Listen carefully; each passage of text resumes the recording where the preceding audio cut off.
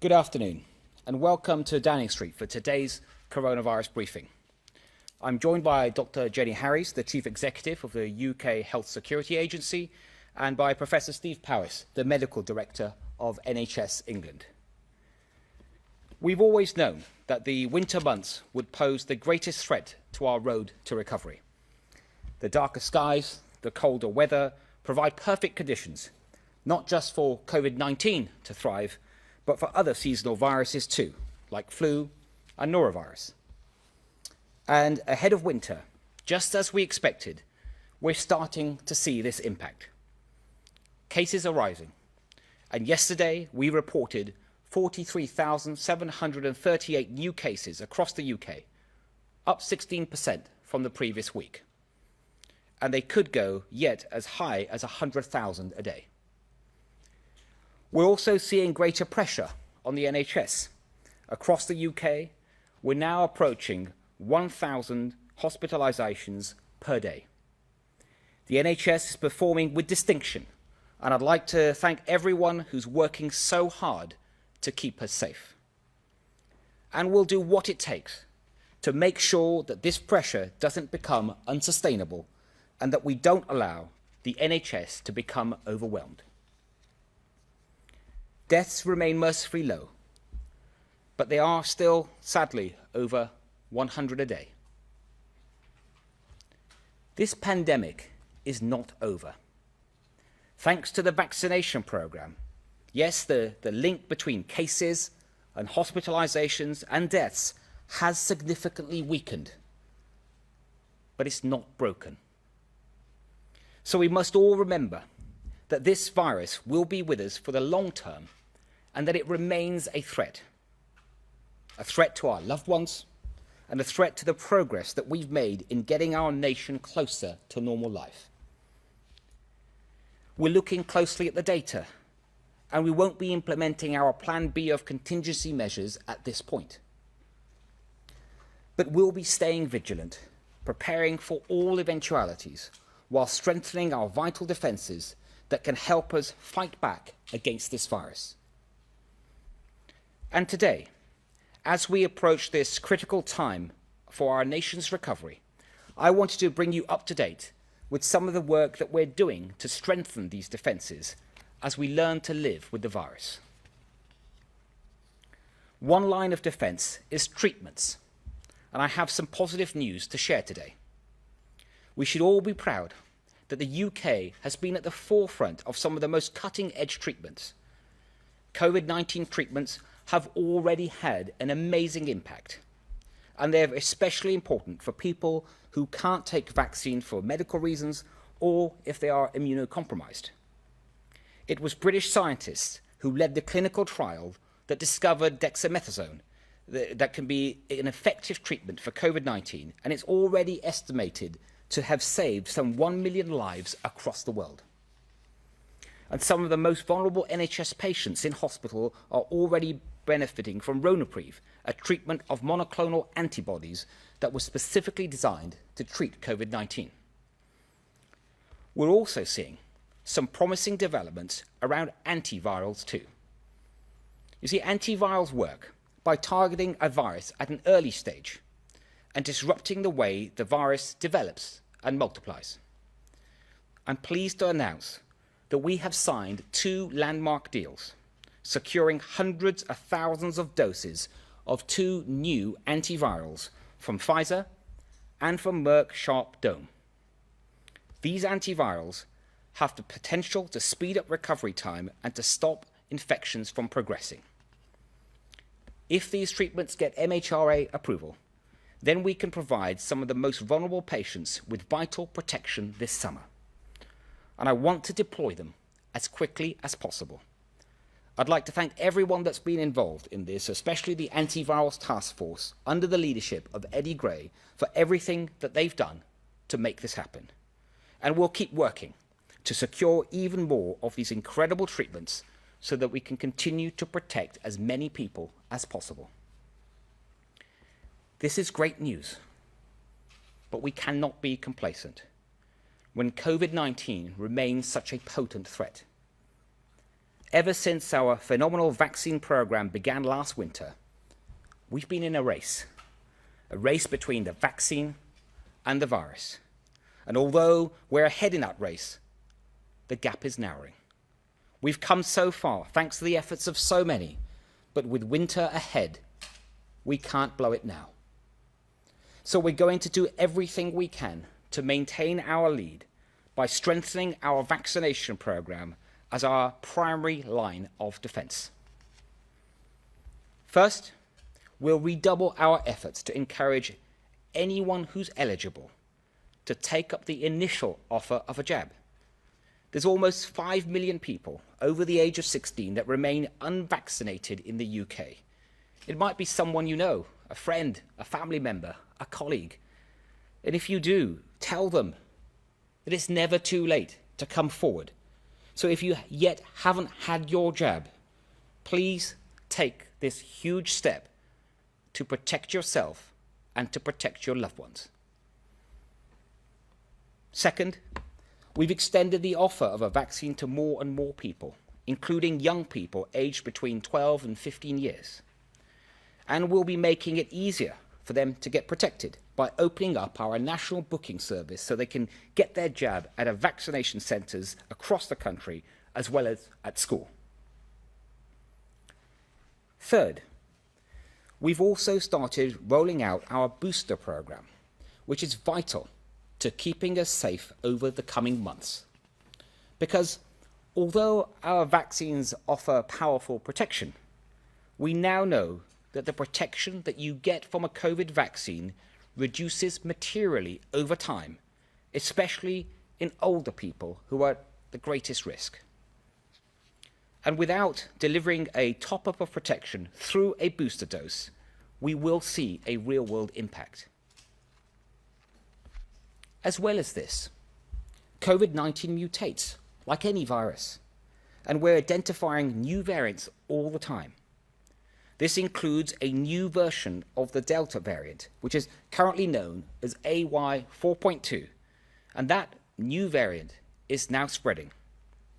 And while there's no reason to believe at this point that AY4.2 poses a greater threat, the next variant, or the one after that, might do.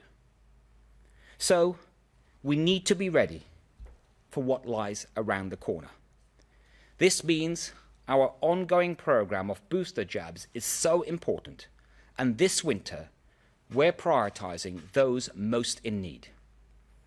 Today, we've reached a milestone of 4 million top-up jabs in England, but we need to get even more people protected. We've got the jabs. We just need the arms to put them in. If you're over 50 or in another priority group and had your second jab over 6 months ago, you're eligible for a booster. And the NHS will send you an invite. If you haven't been invited within a week of reaching that 6-month milestone, then please get onto the National Booking Service and book online or phone 119. Not just to save lives, but to keep your freedoms too. Because all of these precious moments that we've been able to restore over the past few months, the loved ones that we've been able to see, and the collective experiences that we've been able to share, they've been possible thanks to our vaccination program and because of so many of you that came forward when it was your time. And if we want to secure these freedoms for the long term, then the best thing that we can do is come forward once again when that moment comes. After the decisive steps that we've taken this year, none of us want to go backwards now. So we must all play our part in this national mission and think about what we can do to make a difference. That means getting the jab when the time comes, whether it's for COVID-19 or flu. But although vaccinations are our primary form of defense, there are many more things that we can all do to help contain the spread of this virus. Like, meeting outdoors where it's possible. And if you can only meet indoors, letting in fresh air. like wearing a face covering in crowded and enclosed spaces, especially if you're coming into contact with people that you don't normally meet, and like making and taking rapid tests, making them as part of your weekly routine. A quarter of the positive cases that we are now identifying come from those lateral flow tests that people are taking without symptoms, but they're taking them as a precaution, especially if they're about to go and meet a loved one, perhaps a grandparent or another vulnerable person. With winter soon upon us, these little steps make a big difference, and they're more important now than they have ever been. If we all play our part, then we can give ourselves the best possible chance in this race, get through this winter, and enjoy Christmas with our loved ones. Thank you. I'd now like to hand over to Jenny, who will take us through some of the latest COVID-19 data. Thank you. Thank you, Secretary Sajid. Could I have the first slide, please? So I think what I'm going to do is just highlight where we are in the epidemiological picture today, but also highlight some of those successes from the vaccination, but also some of the risks that lay ahead of us this winter. And the first slide is showing us the number of individuals who've had at least one positive COVID-19 test result. This is right across the UK and brings us up to the 20th of October. And what we can see there is that since yesterday we have had 49,139 people tested positive. Now the number here, the 45,799, is our average through the week, which is entirely appropriate. We get dips and peaks. But if I just go back 1 week to the 13th of October, the number then was 42,776. So what you will see is there's quite a steep increase as we go forward in the number of cases. And I'd just like to flag on this the unusual and slightly worrying picture of the shape of that curve. What we can see is that the cases now are almost as high as they were in July and actually not far off where they were last winter. What we are not seeing is that dip down again at the other side of the peak, and that is really important because we are kicking off the winter at a really high level of cases. Fortunately, that is not currently working through into serious disease and deaths, but we will come on to that in a moment. So could I have the next slide, please? So this slide shows the number of people in hospital with COVID-19, again right across the UK, and this has increased by 10.3% since last week. So again, we are seeing that movement forward.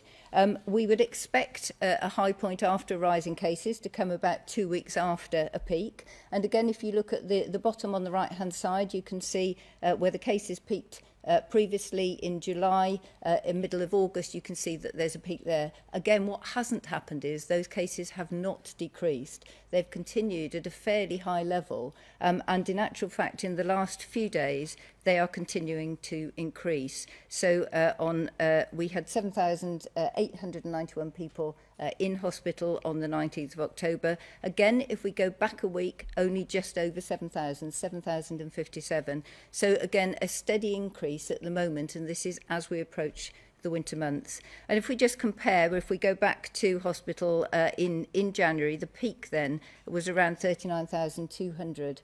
So we can see we're a long way off that, but it's a very different epidemiological picture. Next slide, please. And then sadly we look at the deaths. So we know that there was a very high death toll in the first wave of the pandemic, and the total deaths which we've sadly recorded since the start of the pandemic are now just over 139,000. And these relate to people who've had a positive COVID test within 28 days of death. Again, what we can see here is the most recent 7-day average is 136 deaths. It's very flat compared with the first wave, but it's clearly every life is of significance. And I think one of the more significant points about this is we have had, in the last 2 days, the highest rates we've had for some time. So just in the last 24 hours, 179 deaths recorded. So again, these are moving in the wrong direction. We can see the effect, the really strong effect of vaccination, which it's difficult to believe just wasn't here this time last year, but still moving in the wrong direction. Next slide, please.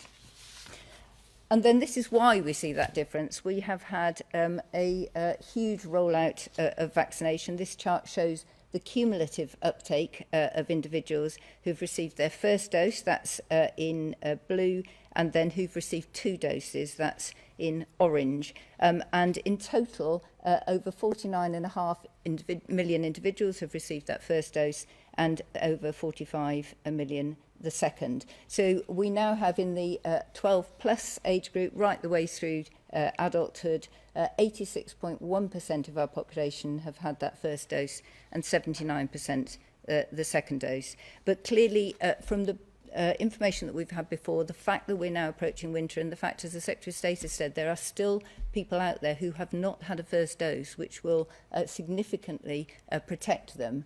There's still plenty of opportunity to come and get that. And if we look on the next slide, which shows us how the booster vaccination programme is going. So these are the vulnerable groups, that's the elderly, individuals in care homes, those with underlying conditions. And you can see here that we have reached over 4 million individuals having their booster dose.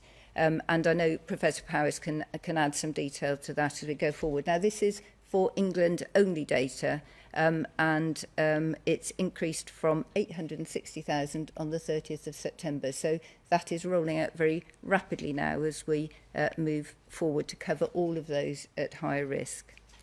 And then on the final slide, I just want to highlight how important that vaccination is. What we can see here are COVID-19 cases coming into emergency care within 28 days of a positive test. And these are individuals where that hospital intervention resulted in an inpatient admission. So these are people who have had to seek care. And what you can see is, in terms of vaccination status, the dark blue lines are those individuals who are unvaccinated, and the orange lines are those people who have had 2 doses. And I think it's clear that as you get more elderly, you have a number of other conditions, but even then, the protection that is afforded to the older people is significant. But for younger people, I think there is a really important message here, which is you have very, very little risk if you have 2 doses of vaccine, but you have a significant risk if you have had none. And at that point, I'll hand back to the Secretary of State. Thank you very much, Jenny. So we're now going to take some questions, and the first 2 questions are from members of the public, and I believe the first one is from Ruth, who is in Cornwall. So I just read the question out. With the huge rise in COVID infections, would it not be sensible to make wearing face coverings mandatory in public buildings again? So if I start to answer that we've set out a clear plan a few weeks ago when we took the Step 4 decision back in July, and we still feel absolutely it's the right decision to start to learn to live with this virus, and a lot of mandatory measures then were put into guidance. And it's asking people to take more responsibility, to follow that guidance. And when it comes to face coverings, as I've just said a few minutes ago, is that everyone should follow that guidance and think about others around them and in the settings. And if they are in a closed space, especially with people that they are not normally with, then they should wear a face mask. If they're on public transport, London Underground, for example, which has a face mask rule, they should observe those rules. And then just finally, to say to Ruth that we have also said that if we need to take further measures as part of our contingency plans, Plan B, they would include making face masks mandatory in certain settings, and that may well include public buildings. If I can, then the next question is, I believe, from Jonathan from Leicester. The question is, many children 11 to 16 years have contracted and recovered from COVID prior to their offer of a vaccination. What is the government going to do to provide them and their families with proof of recovery so that they can travel abroad for the forthcoming half-term break? So what I would say to Jonathan is that first, in many countries, not all, but in many countries, where they have a vaccination rule for entry, or even for if it's travel by plane for when you're prior to boarding, that they would treat anyone under the age of 16 or under as being fully vaccinated, as the UK does. That doesn't apply, as Jonathan, I think, is also alluding to every single country. So we are working on a plan that would allow from our end to give some kind of proof of antibodies, but it will ultimately be up to the country that child with his or her family is travelling to decide whether they can accept that. And it is something that, as we've done with vaccinations, we work with our international partners to try to come to a common understanding. My thanks to Ruth and Jonathan for their questions.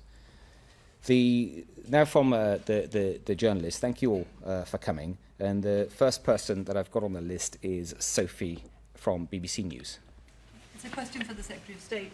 NHS organisations have said today they are right at the edge of what they can manage now. And given that your own measure is unsustainable pressure on the NHS in order to bring in restrictions, isn't it time to do so? Also a question for Professor Powys. Do you believe these NHS organisations when they say they are right at the edge? Is this not unsustainable pressure? Thanks, Sophie. Let me start to answer that. First of all, I think you're referring to the NHS Confederation. I've got a lot of time for the NHS Confederation. I've met with them in the past, and I will do in the future. And they do a lot of good work. On this particular question, we don't believe that the pressures that are currently faced by the NHS are unsustainable. Don't get me wrong, there are huge pressures, especially in A&E, in primary care, for example, as well. But at this point, we don't believe they're unsustainable. And Steve can answer a bit more about that in a moment. But I will say one of the reasons I think the NHS is able to do what it does still. Number one is obviously thanks to everyone that's working in the NHS, but the extra support we're providing this year, for the second half of this year, we're providing an additional £5.4 billion, which is certainly helping, and that's what we hear, and we will absolutely keep it under review. If we feel at any point it's becoming unsustainable, then the department, together with our friends at the NHS, we won't hesitate to act. Steve. Yes, thank you, Sophie. So I think the first thing to acknowledge, as the Secretary of State has said, and indeed as our Chief Executive, Amanda Pritchard, said at the Health Select Committee yesterday, the NHS is under considerable pressure. We've had a very tough summer. As we have continued to treat people with COVID being admitted to hospitals, as society has opened up again and we've begun to see a return to near normal levels of presentations of urgent and emergent people who need urgent and emergency care. And of course, as we started to make inroads into treatments for patients whose care has been disrupted and delayed during the pandemic. So it undoubtedly feels exceptionally busy in the NHS, and our NHS organisations are telling us that all the time. Now, in September, we saw a reduction in the number of COVID patients in hospital, down to below 5,000 in England, as infection rates went down, as Jenny showed you earlier. In the last few weeks, those infection rates have gone back up again. And we have started to see, again, as Secretary of State has said, an increase in the number of admissions and an increase in the number of patients in hospital. So now in England, in our main hospitals, we're just over 6,000, as I stand here today, 6,000 patients with COVID, which is back to where we were in the middle of September. And I anticipate that over the next week or two, that number will increase because infection rates are increasing. And as I've said many times, there is a lag between infection rates and hospital admissions. Now, it's not just COVID, of course. We have one eye to the flu season, and we don't know what's going to happen with flu this year, but there is a risk that we will get more flu back and it will be worse than previous years because we missed out a season last year. And there are other viruses around as yet as well. And of course, we are continuing to do all that work around the recovery of our elective and routine services. So it is very, very busy indeed. We work very closely with the Department of Health Social Care around the judgment of how the NHS is doing, and we will continue to do that as we go into winter. But I think the really critical thing is that the public can help us here. The public can absolutely help the NHS here. And as the Secretary of State has said, there are things that the public can do that will take the pressure off the NHS. So the first is to remember that for face masks, there is guidance in place. If you are in a crowded environment, a higher risk environment, on the tube, a building, cramped building with low ventilation, then wear that face mask. It makes a difference, it really does. And the second thing, of course, is the vaccine programme, because the vaccine programme is our best protection against COVID. And therefore, if you've been invited for a booster and you haven't had one, or if you are getting your invitation in the next few weeks, then get that booster as quickly as possible, because we know that the immunity that we get from vaccines will drop off over time. And we don't want that to occur going into winter. So this is not something that we just need to leave. We can get the public to help us on this. And during the last 18 months of the pandemic, I think the public has been fantastic in responding to assist us in the NHS with pressures. And the public can do it again by remembering COVID is still here. We need to be cautious where appropriate, and we need to get those jabs when we're offered them. Thank you, Steve. Next, Romilly from ITV. Secretary of State, new cases today are only just under 50,000. You just said yourself they could go as high as 100,000 a day. Aren't you in danger of ignoring the main lesson from the pandemic so far, which is if you ignore the warning signs when they're flashing and you don't take action, then you have to take harsher action further down the line? And to Professor Powis, if I may, are you concerned about waning vaccine immunity, and are you already seeing an increase in the number of double-jabbed people being hospitalised? Thank you. I think that the plan that we set out is taking absolutely into account the situation we're confronted with at the moment. And in my remarks, the entire focus is on what we can do to help ourselves. Obviously the government's got a huge role to play, the vaccine program, the testing program, but we need people to take up those vaccines when they're offered, especially the boosters, and the testing regime and that stays in place, the offer of free tests, for example, as I was saying, that is so important, identifying positive cases, the action then people take if they are positive to isolate and not spread that virus any further, and the behaviours that we've talked about that we can all deploy. And we've set out that's our sort of plan A, what we've called plan A. We do have contingency measures ready. I won't go through them all now, but they're publicly available. And we've set out what we would do if the situation became more challenging. And so we're not at that point yet. And what I hope is that everyone can play their part, especially when it comes to the vaccinations, especially when it comes to the booster. If you are invited or if you're at that 6-month milestone, please get your boost.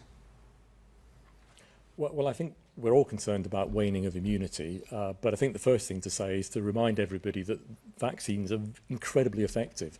If you wind back a year ago, I think if you had said that we would have a vaccine program rolled out to as many people as we had, which has a 95% or thereabouts effectiveness at preventing hospital admission, I think we would have been absolutely delighted. So don't forget that vaccines are incredibly effective and are giving a high level of protection, and that is why for similar infection rates we are not seeing the numbers of people in hospital that we saw in previous peaks. But it's a natural phenomenon that immunity reduces over time after a vaccine, after a natural infection. That's why people get repeated flu infections over the course of their lifetime. So this is a natural phenomenon. It will occur. And that's exactly why JCVI have recommended that a booster dose is an important part of our armament against this virus in boosting immunity, particularly as we go into this winter.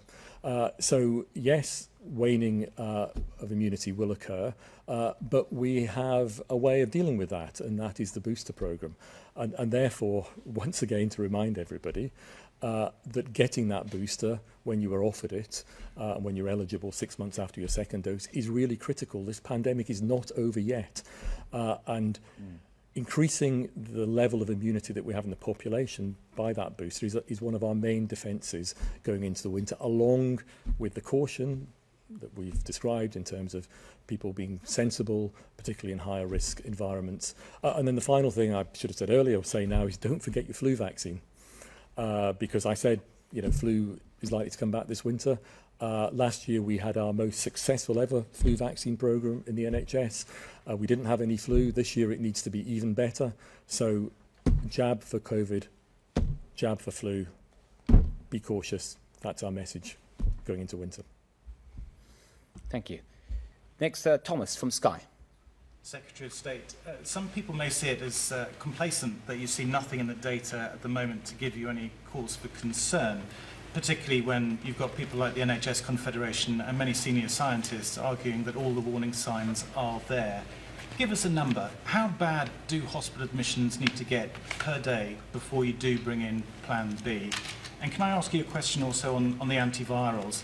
There will be many people who, with weakened immune systems now, who are very concerned about the surge, hopeful that these drugs might be there for them. Will they be? The first part of your question, that we are concerned. I think everyone is right to be concerned, and I hope that I've managed to, just in the last sort of 10 minutes, express that concern that we have and the reasons why we do, with the cases rising, as Jenny has just shown in some of the latest data as well. Deaths, as I said, are still mostly low, but they're still more than 100.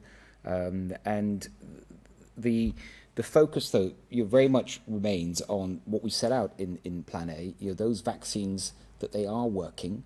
They are, as Steve has just alluded to, we've seen from the data, if you look at the hospital admissions as well, the vaccines are clearly working. We estimate, the ONS estimates that they've saved some 130,000 lives. They've prevented some 240,000 people from being hospitalized. They've prevented some 24 million infections. That's what the vaccines are doing. So if more people get vaccinated, including, by the way, just to emphasize again, the 5 million or so across the UK that haven't even had their first jab. And that's why I said, if you know someone, please appeal to them, speak to your friends, your relatives, and just really sort of nudge them and say, please, do your bit to help yourself and help others. And if they've got some weird ideas about vaccines because they've been reading misinformation on the internet or elsewhere, then point them in the right direction. But the vaccines are absolutely key. And as Steve has also said, the flu vaccine this year is more important than ever.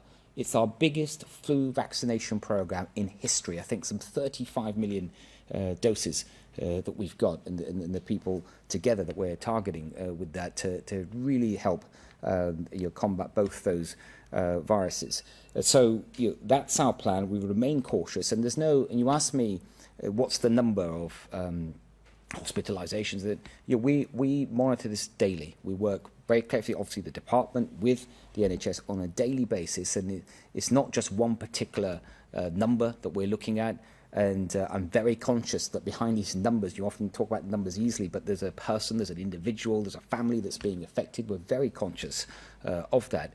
But as well as hospitalizations, we're looking at the pressure on the NHS across the board, on A&E, on primary care, on emergency services such as others, like 999, the ambulance services. So we're looking at a number of factors and taking them all into account.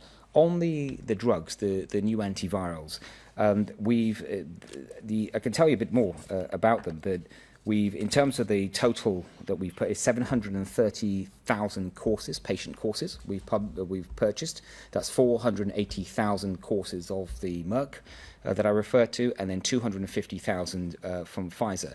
It's important also, I think, to state they work differently. They're different mechanisms. So it could be one or the other that might be deployed. In some cases, it might be both. They're both oral, and they can be deployed either if someone has fallen ill, or if from COVID, or if you expect that they might do because there's an outbreak, let's say in a care home, where you would naturally have vulnerable people. It's a really new sort of fresh tool in our armour. These are the first antivirals ever that are designed specifically for COVID. They still need to get approval from the MHRA. The tests that are publicly available at the moment have been very encouraging, but we wanted to get there in early and sign a deal so that we can be one of the first countries in the world to receive them should they be approved by our regulator as safe and effective. Steve, did you want to add to that? Yes, well, I think as the Secretary of State has said, there is no one number that we would use to think about triggering further interventions, because it is more complex than that. There is a variety of things that we look at. So we talked about infection rates, because they tell us what's likely to happen in the NHS in the next few weeks.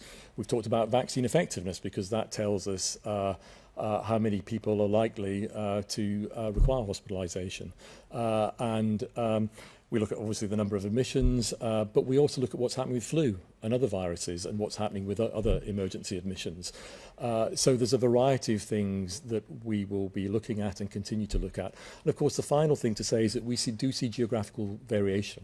So what's happening in one part of the country might not be happening in another part of the country. That's been typical of the pandemic over the last 18 months. And it's possible that we will see that variation again.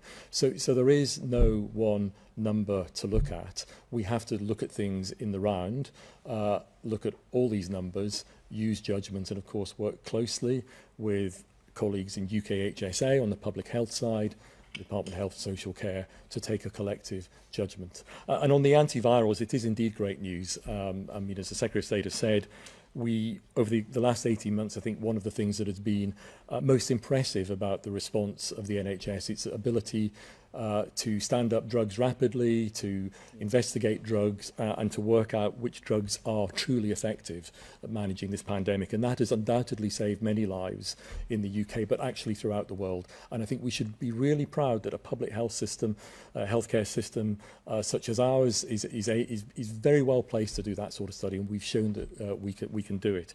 So we have these new antivirals coming on stream. Molnupiravir is likely to be the first one. In terms of who should get it, clearly that is a little bit dependent on the MHRA, who need to license it, and they will license it with their particular licensing conditions. We will, of course, be taking advice from clinical experts as to who it is most appropriate. But in general, we would want to target these drugs, as we have done in the past, at those at the highest risk of infection and the highest risk of hospitalisation, because that is what we are most trying to avoid, and of course death. And so yes, I think it is likely that individuals with weakened immune systems are likely to be on that list that our clinical experts would recommend. But let's wait until we get the MHRA licensing, and let's wait until we get the advice of our clinical experts. Thanks, Steve. Kate from The Sun. Secretary of State, you'll have seen today that the Sun's launched a new campaign to urge Brits to get their booster jabs. I wondered, do you want to see a sort of return to that blitz spirit we saw in the first vaccine programme, when people were proud to get their jab, posting pictures of it? And more concretely, are we going to see a return to things like pop-up clinics, maybe a dad's army of retired medics, enlist the military to sort of help us turbocharge that jabs rollout? And to the medics, some GPs are saying they're too busy to roll out the booster jabs. This is just not a high enough priority. Are they wrong? And what would you say to them today? Thanks, Kate. I mean, yes, in short, yes. And thanks to The Sun for its campaign, and others that are getting behind this, that the boosters, they really could not be more important. As I've said, that we've just, as a country, we've come such a long way. We've got so much to be proud of. The scientists that designed the vaccines, the NHS and all the volunteers that delivered the vaccines, and look where it's got us. Look where we are today versus just not even a year ago, the start of this year. Look how it's changed our daily lives. And we all want to keep that. We want to sustain that. And the biggest difference is the vaccines. And it cannot be stressed enough how important it is to first get your initial vaccine if you're one of the 5 million that haven't. But if you are the millions that did, you know, the 95 million jabs that we gave, if you're one of the recipients of those, that we know your immunity wanes. We're particularly concerned about those over the age of 50, and it's been 6 months since their second jab.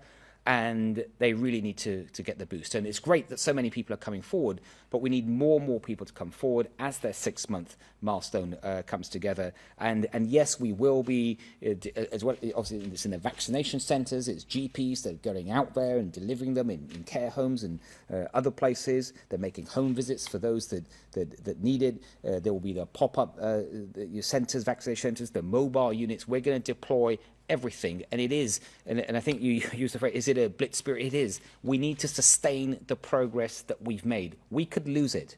We really could lose that progress if people don't take up their vaccination offers.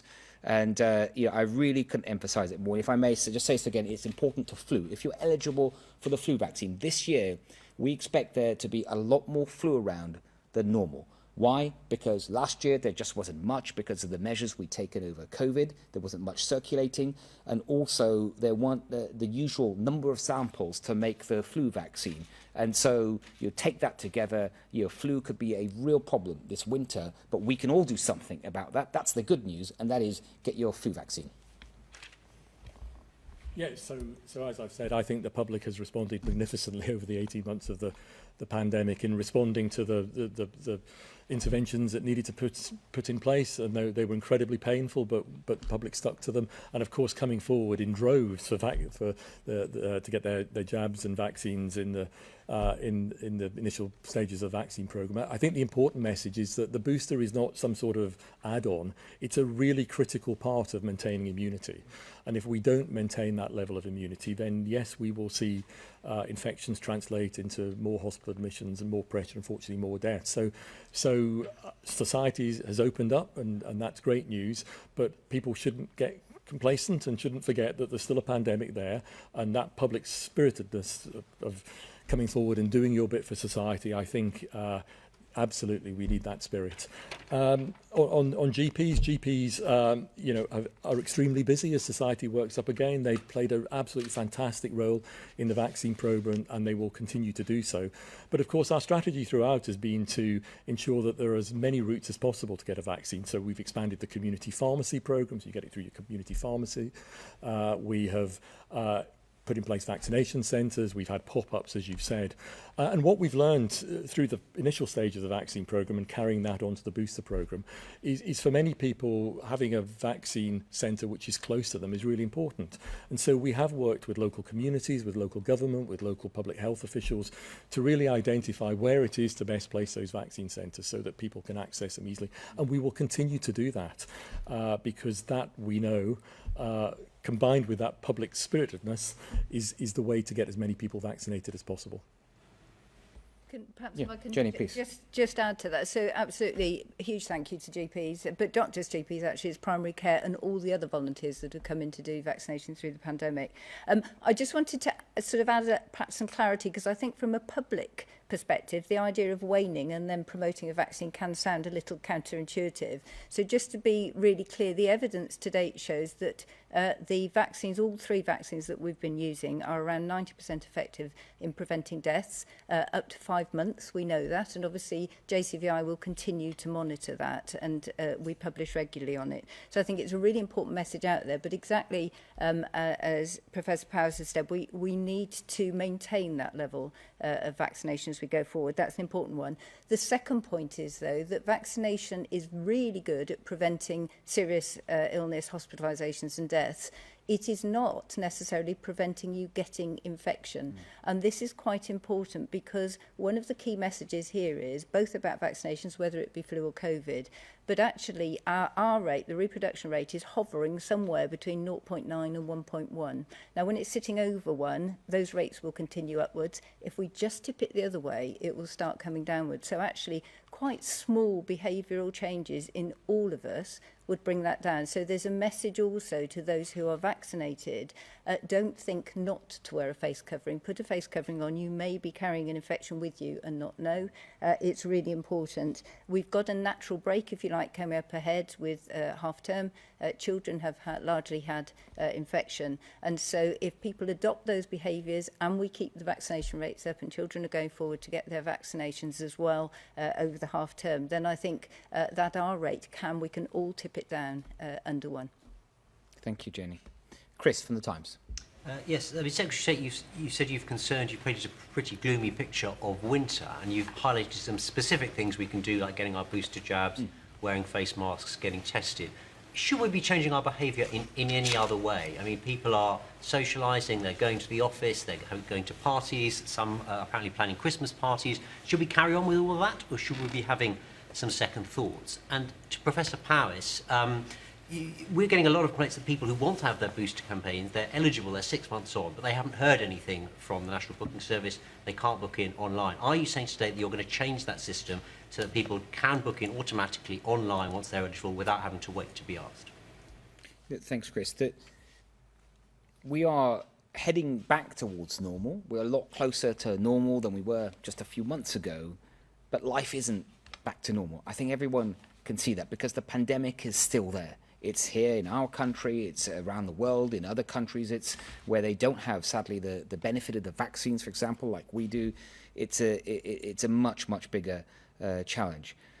And I think people can see that. And so when they are planning and going about their daily lives, there are things that we can all do. I mean, of course, there are no restrictions anymore, and great on whether it's having a party or a wedding or going to church or a mosque or something. There's none of the restrictions that we had before, but there are all precautions that we can take, and we've talked about some of them again today, about whether it's face masks if it's enclosed and with unfamiliar people, being outdoors when you can, and of course that's harder in the winter, and that's why we're worried about the winter, because it is darker outside earlier, it is colder, and so there's less time outdoors and you want to spend more indoors. So take that into account and see what you can do.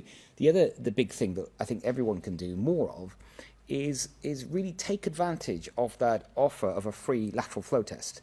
Because where we've seen that people are, if they're going to a party, perhaps it has relatives that are elderly, your grandparents, someone who's immunocompromised, then it's really important that you take a lateral flow test. They're there not because you've got symptoms, because you're taking a precaution.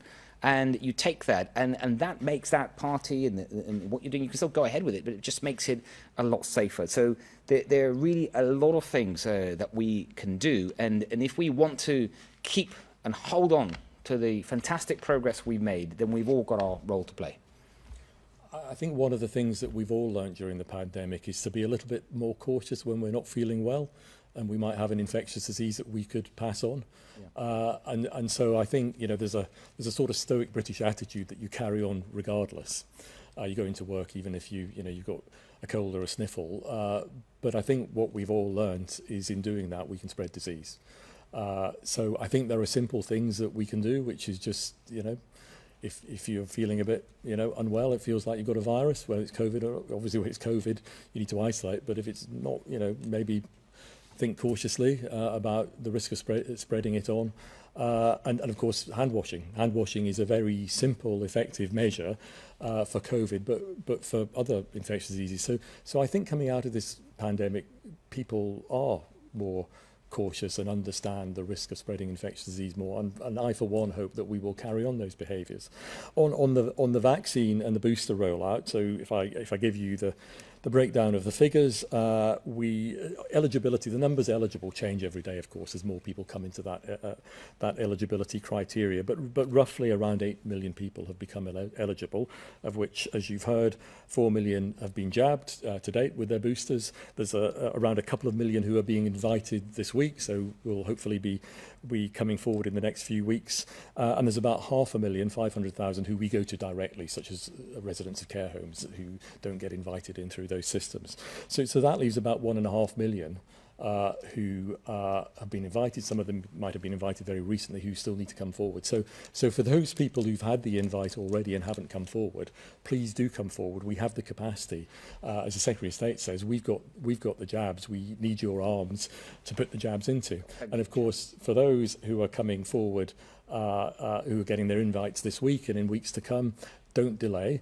And to make it easier, as the Secretary of State said, if a week after you become eligible, you haven't heard from us, then you can go onto the national booking system and you can book yourself. And that's exactly what we did, if you remember, during the initial rollout, where we targeted people by invitation, but then we offered the national booking system out to people so they could book directly, so that for those that for whatever reason haven't heard, have the opportunity to just go on and book themselves.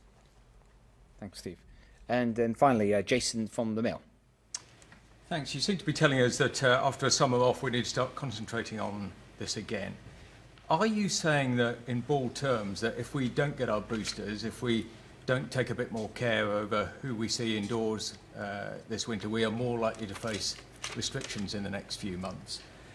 Dr. Harris, you've talked about immunity waning. I don't think it's well understood. If somebody is, say, 80 years old and they had their AstraZeneca jab in January, how much has it waned by now? And just finally, the White House has said today they're going to start jabbing children as young as 5. Could we do that here? Okay, thank you. Look, on, I think everyone understands that in the summer, it's less attractive conditions for whether it's COVID or flu. You know, we could be outdoors more. It doesn't like the warm weather and things, and that's one of the things that clearly helped us during the summer, alongside the vaccinations and some of the other things we've been talking about a moment ago. The winter we've always made it clear it is a more challenging period. It is normally with other viruses. So even remember the pre-COVID days, it might be hard to remember them now, but for those of us that do, that, you know, whether it's flu, norovirus and others, they love the winter. For these kind of viruses, they love that kind of weather. And so we expected it to be more challenging as we head into the winter. That's why we set out the plan around the NHS, our social care system, and all the extra support, more than normal, that they'd get over winter. But to answer your question, very specifically, Jason, that you said, am I saying that if we don't do our bit, get vaccinated, all those behavioural changes that we can make, that we are more likely to face restrictions as we head into winter? Then I am saying that. I think we've been really clear that we've all got a role to play. If not enough people get their booster jabs, if not enough of those people that were eligible for the original offer, the 5 million I've talked about, that remain unvaccinated, if they don't come forward, if people don't wear masks when they really should in a really crowded place with lots of people that they don't normally hang out with, if they're not washing their hands and stuff, it's going to hit us all. And it would, of course, make it more likely we're going to have more restrictions. Now, we want to avoid those. We've set out what those restrictions might look like. We've set out the Plan B restrictions, for example, and we all want to avoid those. So we've all got our role to play. We can do it because we've already done it. That's the good thing. We know what to do and how to do it. We've just got to play our part. And so if you're invited for a vaccination, then please take it up. Please, please. We've got plenty of vaccines, and we just need people to come forward and play their part to help us to keep defeating this virus and going ahead and getting more and more back to normal each day. I think I will leave it there. So, there were a couple. Shall I just answer? On the child vaccination question. Do you want to answer and that? I think vaccine effectiveness, wasn't it, on waning? Yeah. So I think an important point for people to think about is whether the data that they hear is about getting an infection, which may not be significant, and serious disease, hospitalisation and death. And obviously what we've seen is the effectiveness of vaccines doing that, and they continue to do that. So obviously an 80-year-old, a 65-year-old will have different underlying conditions, but for somebody over 65 who's had an AstraZeneca vaccine, has had 2 doses, our current evidence suggests that just under 80% vaccine effectiveness in protecting against hospitalisation. That is a brilliant vaccine. If we have that for all of the vaccines that we use, that's very, very good. So I think there's a key message there. That's at 5 months. Now, that doesn't mean that we're not seeing some drop-off in that as we go forward, which is exactly why we have the vaccine booster programme put in. But people shouldn't think that their coverage, if you like, from that, their protection suddenly goes over a cliff edge at 5 months and 1 day or 6 months and 1 day. It doesn't, but it will wane, and the booster will actually boost people relatively quickly compared to a first dose. In relation to children, obviously those questions go to JCVI. They look at all different age groups all the time. Transmission from younger children has been considerably less, and what we'll have seen in recent weeks, obviously, is the 11 to 14-year-olds, the young teenage group, that's the predominant one. So the balance of risk and benefit will be different for younger children, and that's what JCVI look at. Yeah, thank you, Jenny. Look, I was told not to take any more questions, but I will ignore that advice that I had and take one more. Well, that's really kind. Guardian, 2 more, then Sebastian. That's it. Please. Can I just ask that a lot of this press conference has been couched in terms of it's up to the public to come forward for jabs. But immune-compromised groups have been saying that people who really, really want their third jab, not the booster jab, a third jab, only 40% of them have even had the invite to actually get them. You've got people with blood cancer turning up at drop-in vaccination centres, basically begging to get a third jab. And a lot of people who've got kids in school, you know, over 12, are saying that they really, really want their kids to get a jab, but the jabs are simply not there. And at the same time, the JCVI has yet to decide whether or not 16 or 17-year-olds are going to get a second jab. And this is nearly 12 weeks after the first jabs. Is there also more the government could be doing? There is, yes, and we are doing more, and set some of those actions out today. So, for example, you mentioned access for children. And that's why we're standing up the vaccination centres during half-term and beyond half-term, actually, to give parents more choice. There's always more that we can do. Of course there is. It's there's a lot for the government to do. We've got to keep playing our part, whether it's the central government, it's the NHS and others, and we will absolutely do that, always looking to see how we can improve access, for example, to vaccines in particular. You've also mentioned another really important point, which is the immunocompromised. And people will know that a few weeks back, under advice of JCVI, that there was a recommendation that all those that are immunocompromised, that they get access to or given a third dose. So I want to distinguish that between a booster dose. It is a third dose, but it's properly a third dose rather than a boost. And eligible people have been contacted and are still being contacted either by their GP, their consultant, their hospital.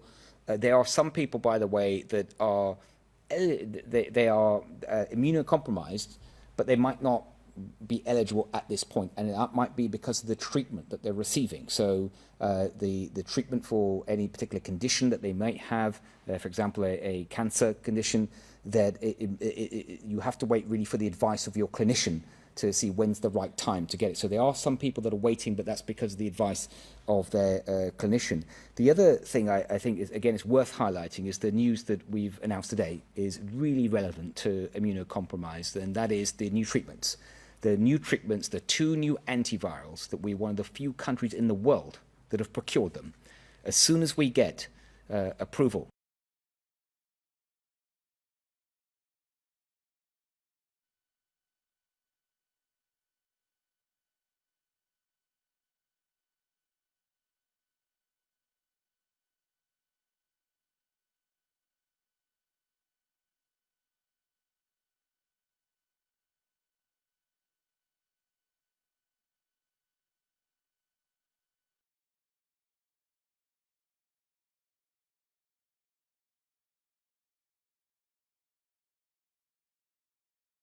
public figures. For example, Professor Powers just said we should be in a situation of wearing masks in tight indoor spaces to ensure there is ventilation.